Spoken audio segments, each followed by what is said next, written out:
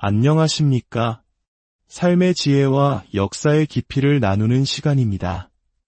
오늘 우리는 잠시 일상의 분주함을 내려놓고 우리 삶에 기적을 가져올 수 있는 신성한 치유의 원리에 대해 깊이 탐구해보고자 합니다. 많은 신실한 분들이 마음속으로 이런 질문을 품고 계실 겁니다.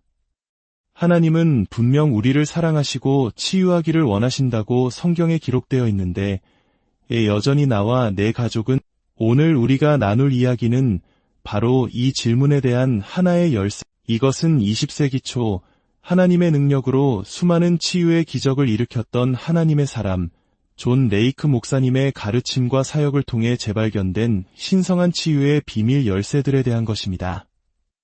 이것은 단순한 이론이 아니라 실제 삶에서 하나님의 능력을 경험하기 위한 구체적이고 실천적인 원리들입니다. 이 귀한 지혜를 나누기 전에 잠시 여러분의 도움이 필요합니다. 만약 오늘 메시지가 여러분의 마음에 울림을 준다면 좋아요와 공유를 통해 이 은혜를 주변에 흘려보내 주십시오. 하나님의 말씀이 퍼져나가는 그 길에 여러분이 동참해 주시는 것입니다. 여러분의 구독은 저희가 이 귀한 사역을 계속 이어나갈 수 있는 가장 큰 힘이 됩니다. 이 말씀을 듣고 나누는 모든 분들의 삶에 하나님의 자, 이제 시작하겠습니다. 신성한 치유의 비밀 열쇠, 그 첫 번째 문을 열어보겠습니다. 첫째, 질병과 하나님의 능력에 관한 성스러운 소를 파괴하십시오. 성스러운 소라는 표현이 낯설게 들리실 수 있습니다. 이것은 우리가 거룩하고 신성하게 여기지만 실제로는 하나님의 말씀과 그 능력을 무력하게 만드는 인간의 전통, 잘못된 가르침, 그리고 고정관념을 의미합니다. 예수님께서는 당시 종교 지도자들에게 너희의 전통으로 하나님의 말씀을 폐하는도다라고 엄중히 꾸짖으셨습니다. 바로 이것이 성스러운 소입니다. 예를 들어 하나님께서 이 질병을 통해 나에게 무언가를 가르치려 하신다. 또는 이 고난은 나를 겸손하게 만들기 위한 하나님의 뜻이다. 와 같은 생각들입니다. 혹은 어떤 사람이 치유받지 못했을 때 그 사람의 믿음이 부족하거나 숨겨진 죄, 예수님은 단 한 번도 그런 식으로 아픈 사람을 대하지 않으셨습니다. 이러한 잘못된 생각들은 사람들이 죽어가는 동안에도 굳건히 살아남아 하나님의 영광을 가립니다. 우리는 하나님의 말씀이 아닌 이 모든 인간적인 전통과 생각을 과감히 무너뜨려야 합니다. 둘째, 질병과 아픔을 적으로 인식하십시오. 이것은 단순히 나는 아픈 것이 싫다는 감정의 차원을 넘어섭니다. 적은 찾아내서 파괴해야 할 대상입니다. 질병이 찾아왔을 때 하나님이 나를 시험하시나 혹은 내가 사탄에게 문을 열어주었나 라며 자신을 탓하거나 하나님의 뜻을 의심해서는 안 됩니다. 명심하십시오.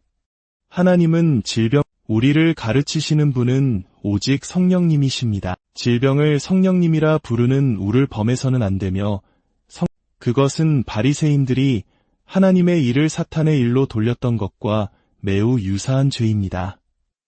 질병은 우리의 삶에 발붙일 틈을 단 1초도 주어서는 안 되는 명백한 적입니다. 내 몸에서든 다른 사람의 몸에서든 질병의 흔적을 발견하는 즉시 그것을 공격하고 파괴해야 한다는 단호한 태도를 가져야 합니다. 셋째, 질병에 대해 진저리가 나야 합니다. 여러분은 자신의 몸과 삶에 존재하는 질병에 대해 정말로 지긋지긋해져야 합니다. 더 이상은 못 참아 라고 외치며 단호하게 선을 긋고 다시는 질병을 용납하지 않겠다고 결단해야 합니다. 대부분의 사람들은 이 지점까지 이르지 못합니다. 어떻게 진저리가 날 수 있을까요? 바로 질병이 하나님과 당신 사이를 가로막고 하나님의 선하심으로부터 당신의 시선을 훔쳐가려는 원수의 계략임을 깨달을 때 가능합니다. 이제 충분합니다. 더 이상은 안 됩니다. 넷째, 모든 질병을 동일하게 취급하십시오. 어떤 질병은 가볍게 여기고 어떤 질병은 심각하게 여기는 태도를 버려야 합니다. 적에게 큰 적과 작은 적이 따로 있습니까? 적은 그저 적일 뿐입니다. 감기든 말기암이든 그것은 모두 우리의 생명을 훔치고 파괴하려는 동일한 목적을 가진 적입니다. 우리는 때로 우리 몸의 면역체계 덕분에 가벼운 질병을 쉽게 이겨내곤 합니다.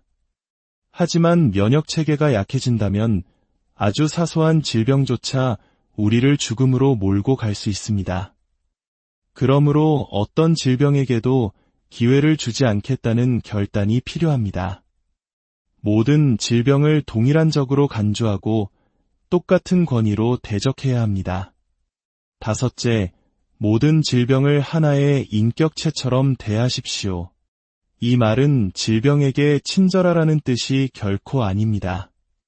질병을 마치 의지와 인격을 가진 존재처럼 대하라는 의미입니다. 위대한 신유 사역자였던 존 레이크와 스미스 위글즈워스 모두 이 원리를 사용했습니다. 예수님께서 무화과나무를 향해 말씀하셨을 때 나무는 그 말씀을 듣고 순종했습니다. 바람과 바다를 꾸짖으셨을 때 그것들은 잠잠해졌습니다. 마찬가지로 당신이 질병을 향해 말할 때 질병은 당신의 말을 듣고 순종해야만 합니다.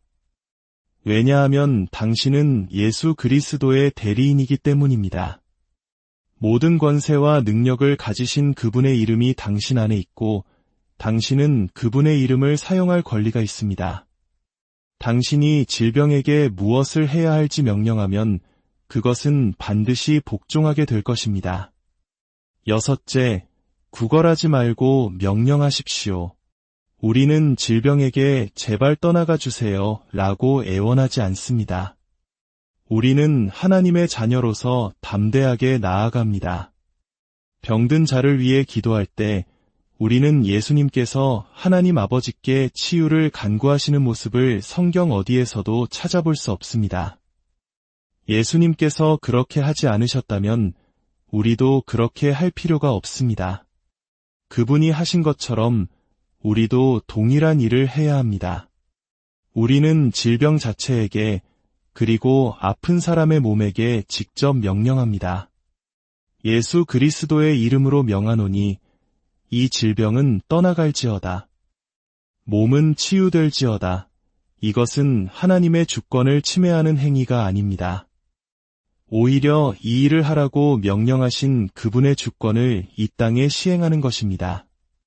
우리는 하나님과 함께 일하는 동역자입니다.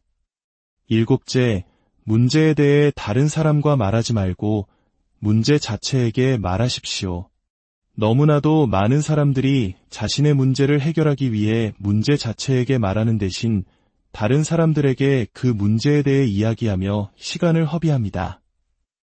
그들은 온종일 전화로나 직접 만나서 자신의 문제가 얼마나 심각한지에 대해 이야기합니다.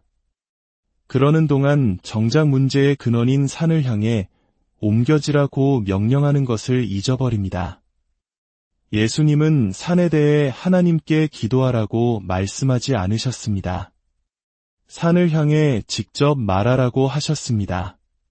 당신이 다른 사람에게 가서 당신의 문제가 얼마나 심각한지 이야기하며 동의를 구한다면 당신의 문제는 더욱 악화될 뿐입니다.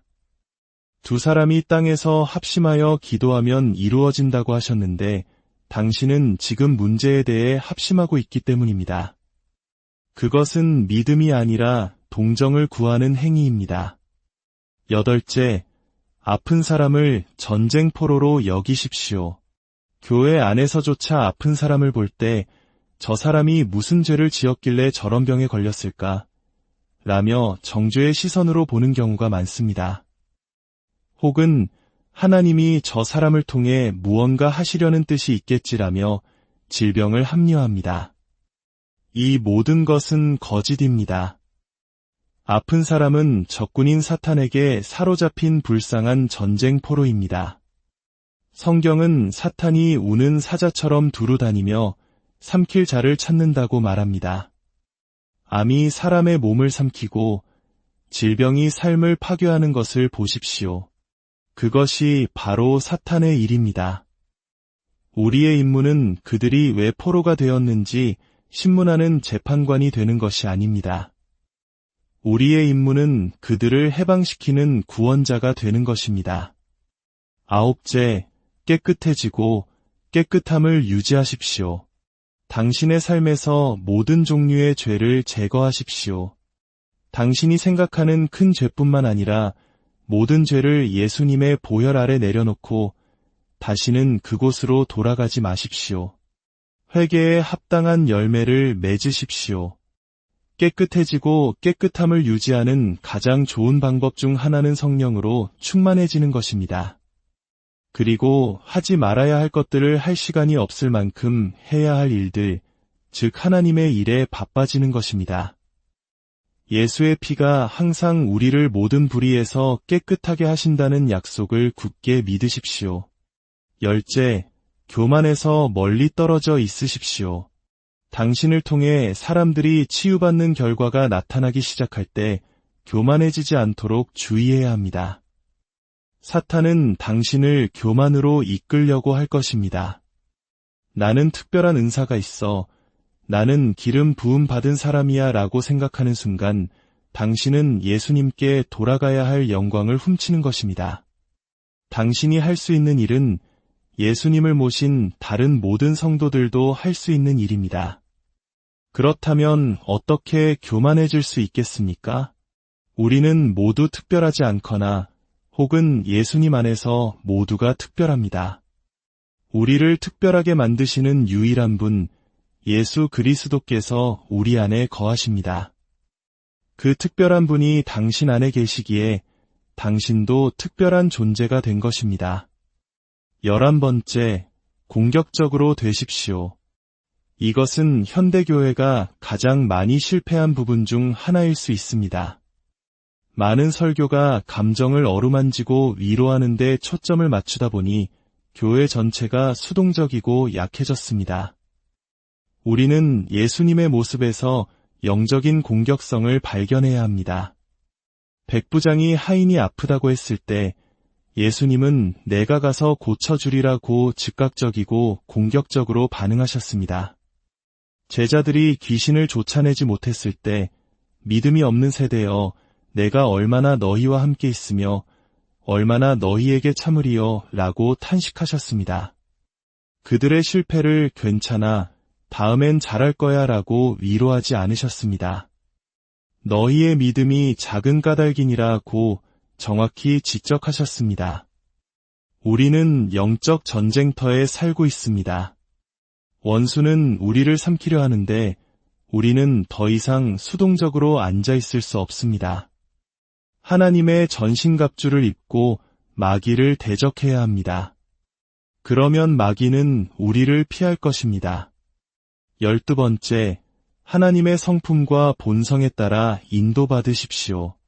많은 사람들이 성령의 인도를 받아야 해라고 말하며 아무 행동도 하지 않는 변명으로 삼습니다. 그러나 성경 어디에도 성령께서 병든 자에게 손을 얹으라고 인도하실 것이라고 기록된 곳은 없습니다. 명령은 이미 주어졌습니다. 명령 자체가 바로 우리의 인도입니다. 우리는 명령에 순종하기 위해 특별한 감정이나 느낌을 기다릴 필요가 없습니다. 하나님의 성품은 사랑과 긍휼이며 그분의 본성은 치유와 회복입니다. 그분의 성품과 본성을 안다면 아픈 사람을 볼 때 무엇을 해야 할지는 너무나도 명확합니다. 13번째, 동료 인간에 대한 책임을 받아들이십시오.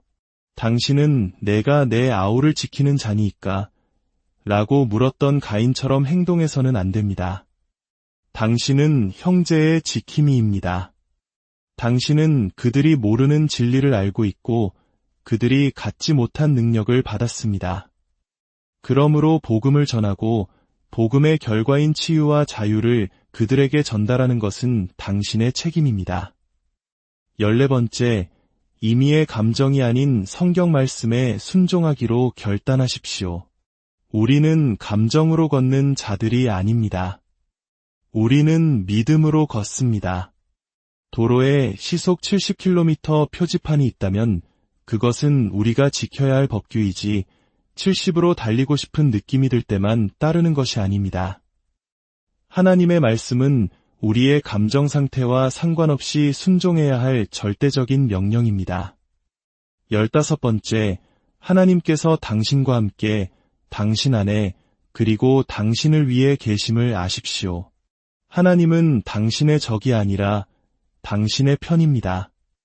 그분이 당신을 위하지 않으셨다면 당신 안에 거하기 위해 오시지도 않았을 것입니다. 당신 안에 계신 이가 세상에 있는 자보다 크십니다. 당신이 어떤 문제와 마주하든 당신 안에 계신 그분은 그 문제보다 훨씬 더 크십니다. 사탄이 당신 앞에 문제를 가져다 놓는 것은 당신이 그것을 이기고 승리하도록 하기 위함입니다. 하나님은 당신이 이길 수 없는 시험은 허락하지 않으십니다. 그리고 마지막 16번째, 감정이 아닌 법적 권위로 말하십시오. 질병을 향해 말할 때 감정에 호소하지 마십시오. 5. 하나님, 제발 제 사랑하는 가족을 고쳐주세요. 라는 눈물의 기도는 효과가 없습니다. 만약 감정이 사람을 치유할 수 있다면 아픈 자녀를 위해 눈물로 기도하는 모든 부모의 자녀는 다 나았을 것입니다. 우리는 감정적인 관계를 떠나 하나님의 아들로서 예수 그리스도의 대리인으로서 법적인 권위를 가지고 서야 합니다. 우리의 법적 근거는 이것입니다. 그가 채찍에 맞음으로 우리는 나음을 받았도다. 이것은 이미 완성된 법적 판결입니다. 우리는 그 판결을 집행할 뿐입니다. 사랑하는 여러분, 이 16가지 열쇠는 여러분의 손에 쥐어져 있습니다.